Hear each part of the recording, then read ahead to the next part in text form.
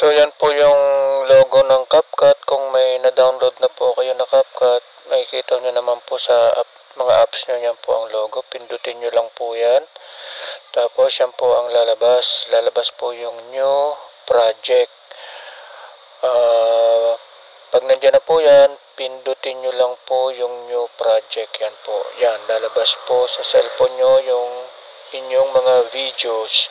So naka-highlight po yung videos kung mapapansin nyo, tapos may katabi siyang photos. Kung gusto nyo makita ang photos nyo, pindutin nyo lang din po yan para makita nyo yung photos. Yan, pipindutin po. Yan, lalabas po yung mga photos nyo na nakasave. So dahil videos po ang i-upload natin, kaya babalik po natin sa videos siya. Naka-highlight na naman po yung videos. So, pili lang po kayo kung anong gusto nyong i-upload. Sa akin, yung una po ang pinindot ko. Pindutin nyo lang po yan. Kung anong gusto nyong i-upload. So, makikita nyo po sa baba. Yan, meron pong nakaganyan. Makikita nyo.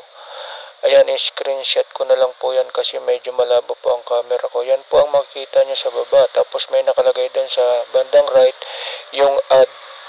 Pindutin nyo lang po yung add na yan. Yan, napindot na po. Yan, nai-upload na po agad-agad yung video. Yan po yung napili kong video.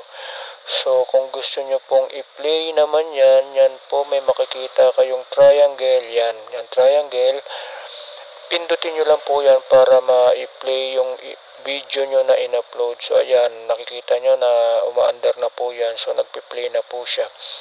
Pwede nyo makita kung maayos ang video nyo. So, after po nyan, may makikita po kayo sa taas nyan na parang arrow na naman yun sa bandang right.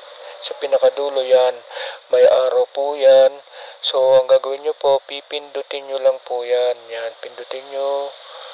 Yan, may makikita po kayo exporting, nakalagay exporting. Ibig sabihin, ina-upload na po yung video. Wait nyo lang po yan. Pag natapos na po yan, yun, may nakalagay na ready to share. So, ayan, in-screenshot ko po kung ano yung nakikita sa baba. Yan po yung pwede nyong i-share kung saan nyo gusto. So, pagkatapos po nyan, huwag nyo pong kalilimutang pindutin yung done sa taas. So, yun lang po.